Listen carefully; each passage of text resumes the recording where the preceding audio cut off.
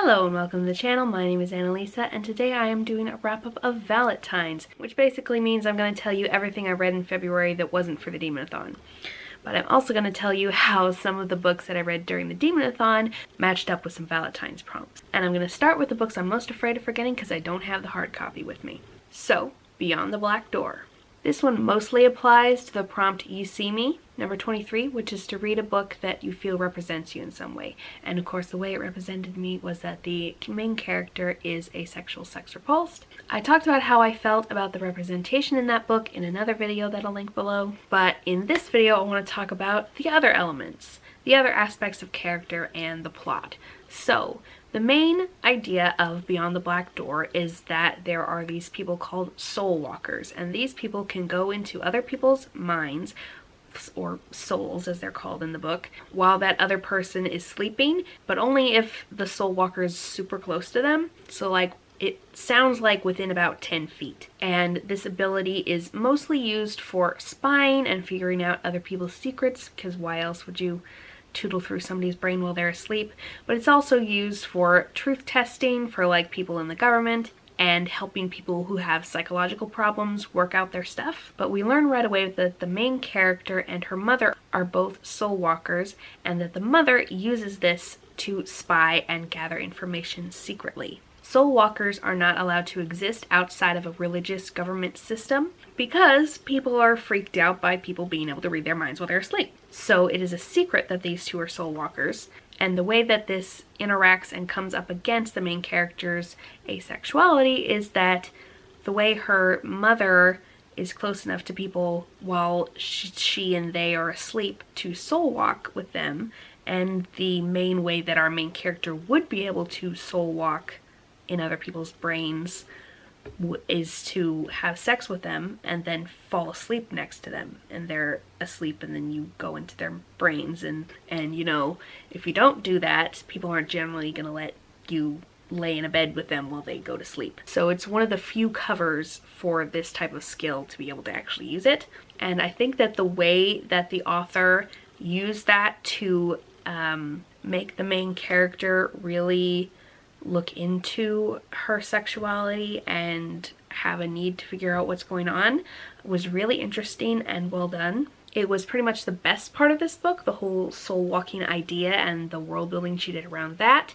The rest of the world building was kind of so-so, and it's pretty much told rather than shown. It's shown through a card game, but we're just told about the card game and we're shown how it's played, and that relates to the real world because there's a big important card game that everybody plays that is based on the real world and their religion and their government. And so she like kind of shows, but it's really telling because she's telling through a game. She's not like actually showing us this is how the religion works and this is how the government works.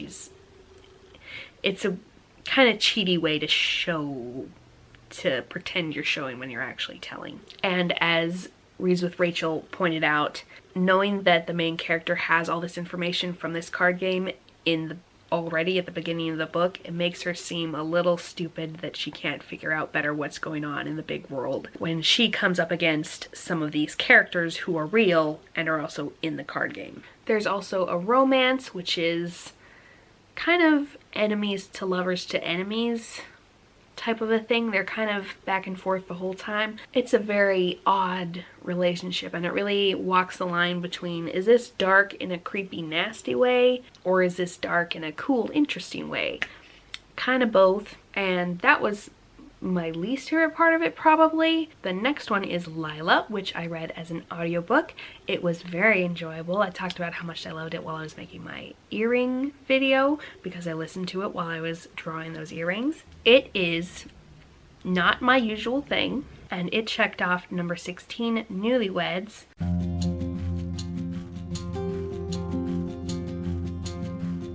Read one of the most recent books added to your TBR, because right at the beginning of February I added it to my TBR because I saw it recommended in some video or other that I'll try to find a link below. So Lila is a very out of the ordinary for me book. It is almost contemporary. I think it's set in the 60s, 70s, somewhere around there, and it has dual timelines, much like is that, no, other side, space opera back there. It has a current day timeline where the main character is all messed up psychologically, and it has a back in time timeline where we find out why they're all messed up psychologically. And there the similarity to space opera ends, because it is a very soft, mushy, slice of life type story. The main character is named Lila, and she was born into an abusive / neglectful household. She got kidnapped / rescued by a wandering woman who moved from town to town a lot, finding little odd jobs, and sometimes hooked up with a caravan of similar people. And we learn how that went in the past timeline, and then in the present timeline we find out about her being married to this local preacher in a little small town, and we see her interacting with him and thinking about what an odd couple they are and feeling like she doesn't belong there. And so we, going back and forth, and each timeline progressing, we learn more about her and the preacher's relationship. We learn more about how she was raised and how she kept moving all the time as a kid because the people she had been rescued from were coming after her. And of course my favorite part was the love story between her and the preacher, how sweet he was and how both of them like each other but are very unsure and neither feels deserving of the other, and how they have a lot of difficulty communicating because they both have such vastly different backgrounds, but they muddle through it because they care about each other. And I just absolutely loved it. It was so sweet, and highly recommend it if you just want some cozy, mushy feelings in a very relaxed, old-timey set book. Then we have this one, The Princess Saves Herself in This One by Amanda Lovelace. I've talked about this series quite extensively. I'll link you more information about them below. But this fits number 5, First Date, read an author's debut, because this was Amanda Lovelace's debut. Also number 7, Skinny Love, read a book under 200 pages. And I just read through it one evening and enjoyed it once again, and then after that I decided to do some art in it because I found it really inspiring. Then we have another one I read quite a while ago at the beginning of the month, Who Put the Song On by Morgan Parker. Yes, the library sticker likes to cover up the author's name. And I think I remember what video recommended this, so I'll try to link it below. But I heard that the main character has anxiety and depression in this book, and that was true, and I liked the representation of that. This is actually semi-autobiographical.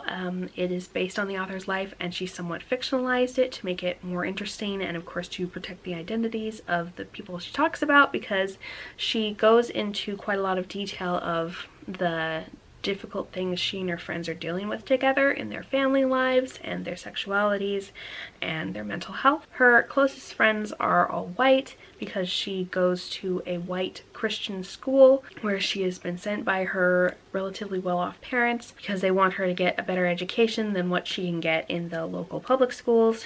Also, they're Christians. This once again reinforces my gladness that I did not have to go to a Christian school, because ick. I went to Bible school for just 6 months and it was a lot. The content was good, like the actual Bible learning. It's the people I don't like.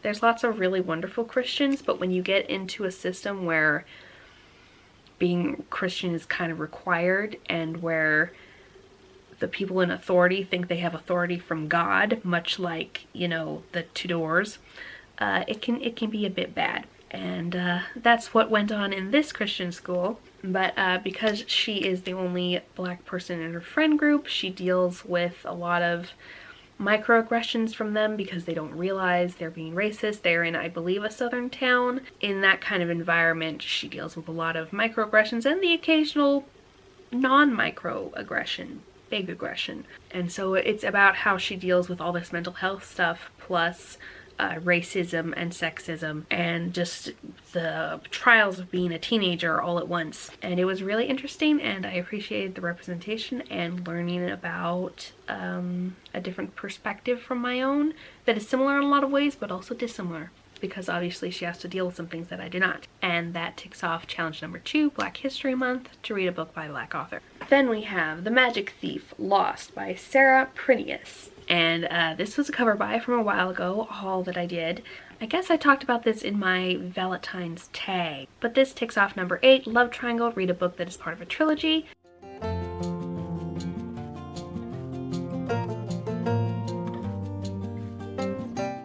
This is the second book in the trilogy. I have not read the first book, but I'm going to at some point because I really enjoyed this one. And of course it checks off number 24, Shallow, read a book that you definitely bought for the cover because this has quite the wonderful cover.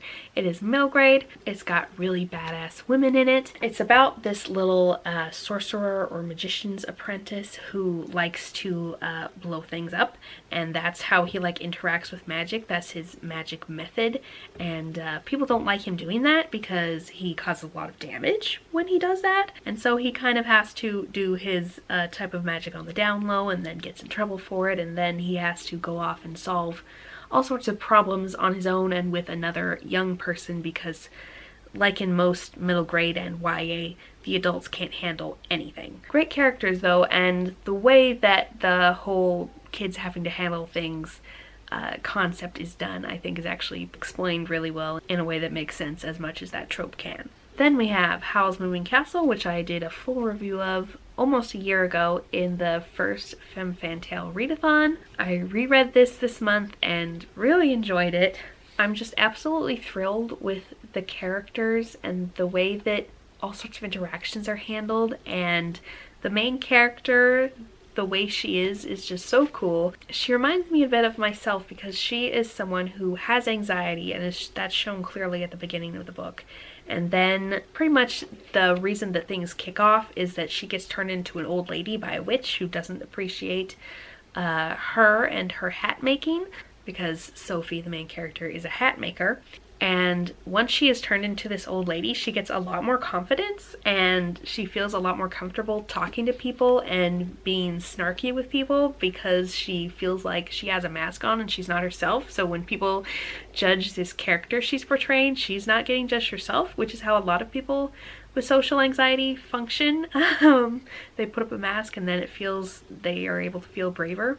Kind of like me with this camera being my filter, I feel braver talking to you than I would ever talking about this stuff to people in person. And so that whole concept is explored throughout this book, and the other side characters are super interesting and fun, and I just love them. And this fulfills number 17, More Love, read a book over 400 pages. Number 12, One Man's Trash. Read a book you've seen someone hate or unhaul, because I've seen a lot of people dislike this for the fact that the plot is super jumpy and crazy, doesn't make any sense. That's valid. And number 20, Token of Affection, read a book that you received as a gift, because I got this one for Christmas. Then we have Crocodile and Sandbank by Elizabeth Peters, and I just super enjoyed this, and I talked quite a bit about it in my VaLITines tag video, but I'll tell you some aspects now that I didn't talk about then, which were the main concept of this book is that the main character is in her 30s. She is a British aristocrat, and her father dies after being sick for quite a while, and she was his main caretaker, so he leaves all his money to her because we're in the 1890s, I think, and so men can leave stuff to their daughters, unlike Jane Austen's books. And so she decides now that she has no one to take care of at home and she's got a lot of money, she's gonna go traveling. And she goes a few places in Europe, and then she decides to go to Egypt because Egypt was a place that the British, I just said the word, the nobility, were going to a lot in those days because they like to, you know, go grab some nice antiquities and just steal them home. Hence why most aristocracy, that's the word, most British big fancy houses that you go and tours through have some Egyptian items that they just took home because they could, because it wasn't all that regulated, and Egypt was kind of still under the power slash protection of the UK at that time.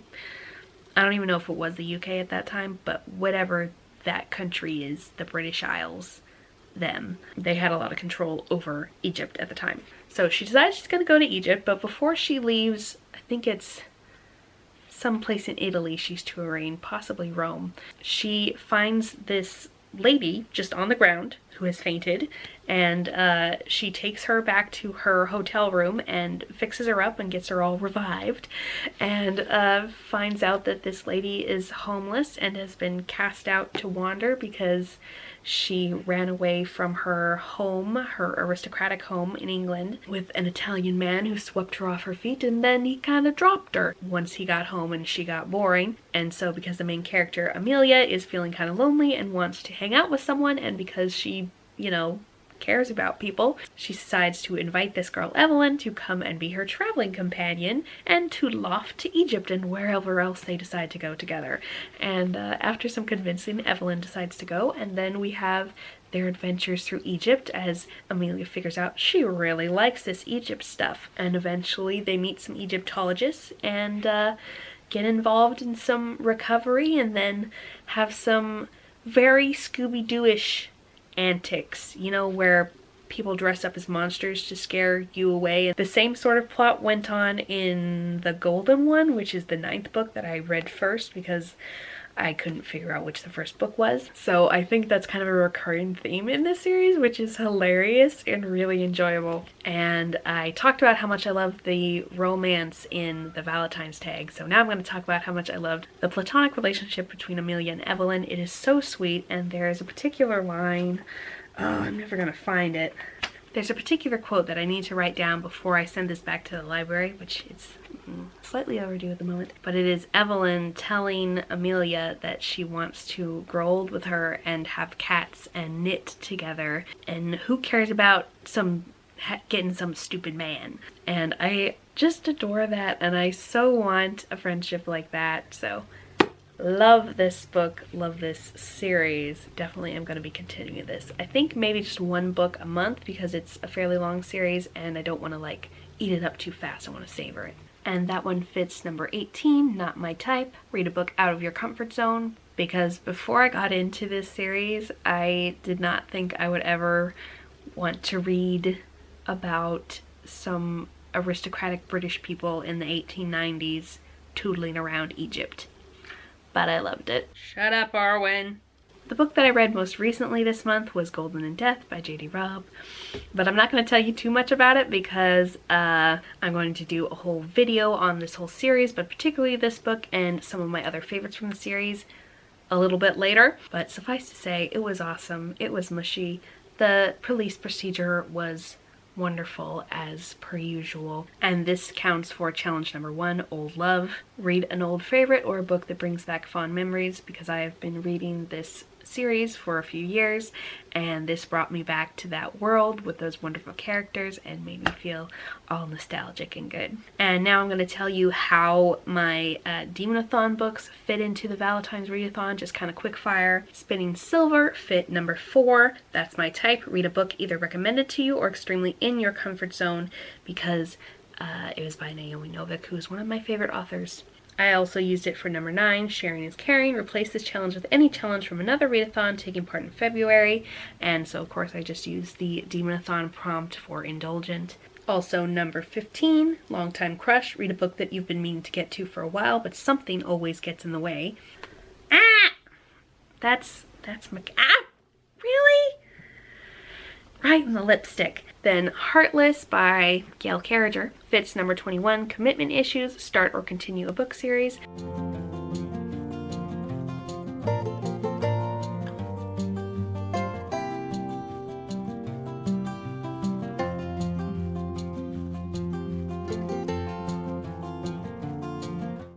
Because I started the series back in January. Then, where is it? Then I Could Pee on This fits number 14, Setup.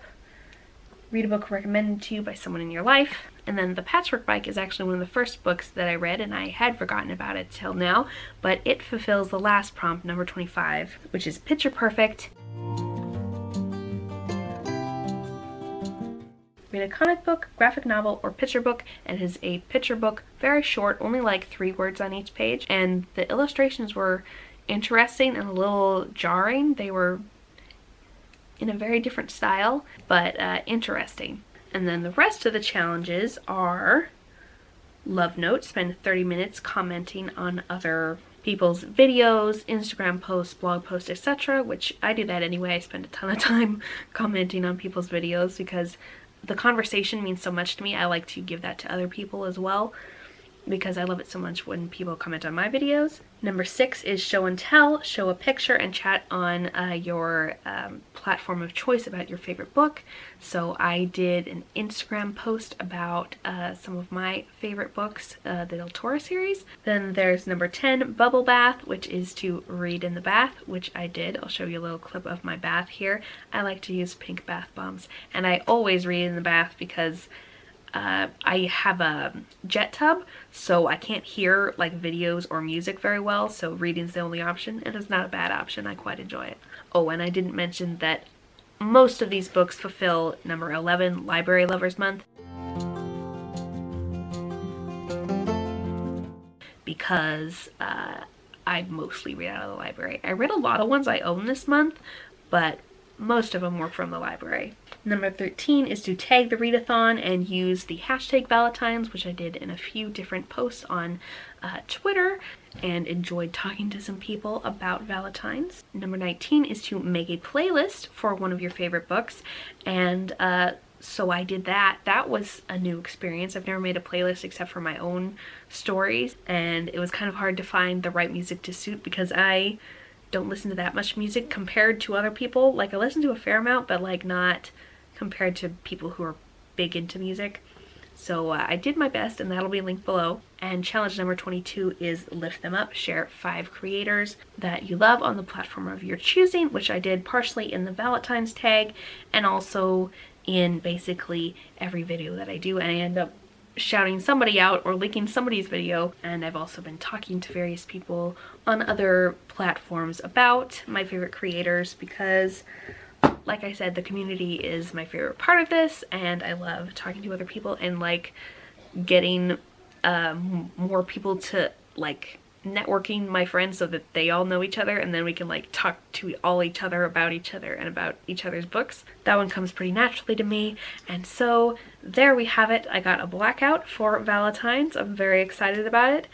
This was a very good reading month for me. During the Deemathon, it was a little forced because there were more strict prompts and it was a bit more squished, but during the first half of the month I was just reading a ton totally naturally, and I'm really happy with that because I've checked a fair number of things off my TBR, and I've also reread some things that I really enjoyed, and I just had a really good time this month with all this reading. Fortunately, I wasn't too busy with other things, but that is how my month went.